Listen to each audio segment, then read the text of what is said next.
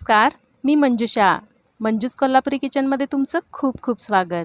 आज आपण बनवतोय एकदम पौष्टिक आणि खमंग असा आलू मेथी पराठा. जनरली पराठ्यांमध्ये आपण आलू पराठा किंवा मेथी पराठा असे वेगवेगळे पराठे बनवतो. पण आज आपण बटाटे आणि मेथी या दोन्हीचा एकत्र पराठा बनवणार आहोत, जो चवीला एकदम टेस्टी लागतो आणि बराच वेळ राहिला तरीही हा आलू मेथी पराठा मऊसूतच राहतो. त्यामुळे नाश्त्यासाठी, टिफिनमध्ये किंवा जेवणामध्येही हा आलू मेथी पराठा खूपच चांगला ऑप्शन आहे. कारण या पराठ्याच्या निमित्ताने मेथीची भाजीही आवडीने खाल्ली जाते. चला तर मग लगेचच रेसिपीला सुरुवात करूया. आलू मेथी पराठा बनवण्यासाठी सर्वात आधी इथे मी एका मध्यम आकाराच्या मेथीच्या पेंडीची फक्त पाने निवडून घेतलेली आहेत. इथे फक्त पाने निवडून घ्यायची आहेत, देठ घ्यायचे नाही आहेत. त्यानंतर इथे मी 4 मध्यम आकाराचे बटाटे उकडून घेतलेले आहेत. आता ही मेथीची भाजी स्वच्छ धुवून आपल्याला अशा प्रकारे बारीक चिरून घ्यायची आहे. तसेच हे उकडलेले बटाटेही आपल्याला मॅश करून घ्यायचे आहेत. याऐवजी तुम्ही किसूनही घेऊ शकता.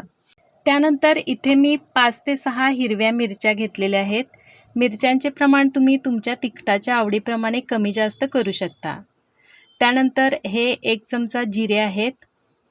या 10 ते 15 लसूण पाकळ्या आहेत आणि हे 1.5 इंच आलं आहे. या सर्वांची आपल्याला मिक्सरमध्ये ओबडधोबड अशी पेस्ट करून घ्यायची आहे. तुम्ही यामध्ये तुमच्या आवडीप्रमाणे अर्धा ते 1 चमचा ओवाही घालू शकता. अशा प्रकारे आपली ही पेस्ट आता तयार झालेली आहे. आता या आलू मेथी पराठ्यासाठी आपल्याला आणखी काय लागेल ते पाहूया.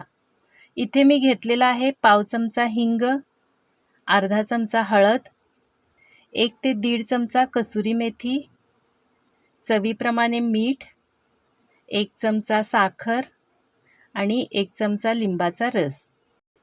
आता एका कढईत तेल गरम करून घ्यायचे आहे.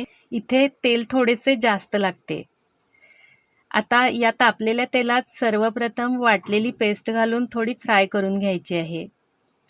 आता यातच हिंग आणि हळद घालून मिक्स करून थोडा वेळ फ्राय करून घ्यायचे आहे. आणि आता यामध्ये ही बारीक चिरलेली सर्व मेथी घालून छान हलवून घ्यायचे आहे.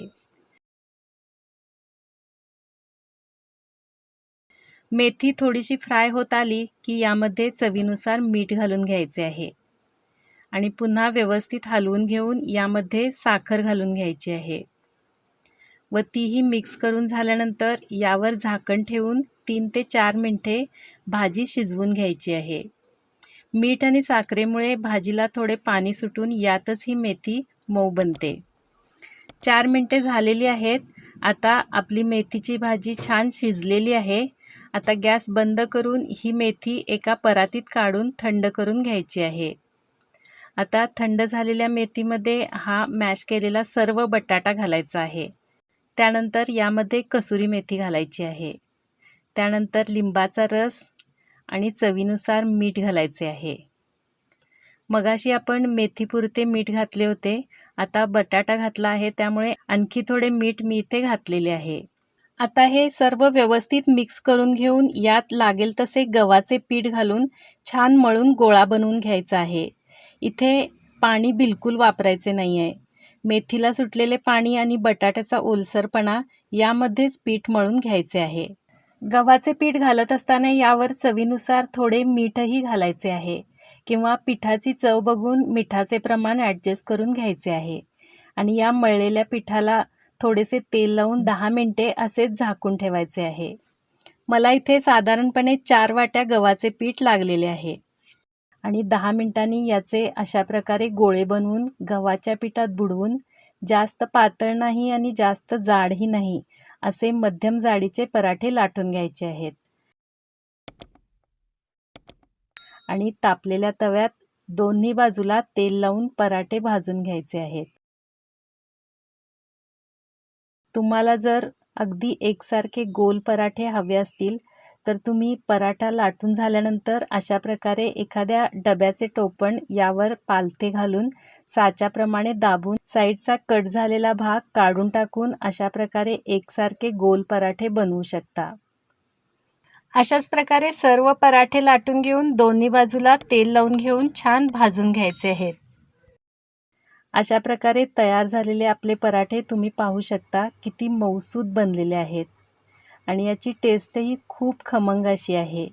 हे पराठे तुम्ही दही, सॉस, लोणी, शेजवान चटणी, ठेचा यापैकी कशाबरोबरही खाऊ शकता किंवा हे पराठे आहे असे सुद्धा चहाबरोबर खायला खूप सुंदर लागतात। तर माझ्या या पद्धतीने हे आलू मेथी पराठे तुम्ही नक्की बनवून टेस्ट करा आणि रेसिपी आवडल्यास माझ्या चॅनलला सबस्क्राईब करून बेल आयकॉन प्रेस करायला विसरू नका। तसेच व्हिडिओला लाईक, कमेंट आणि जास्तीत जास्त जणांना शेअर नक्की करा। पुन्हा भेटूया आणखी एका खमंग रेसिपीसोबत। तोपर्यंत पाहत राहा माझा channel Manju's Kolhapuri kitchen. Thank you.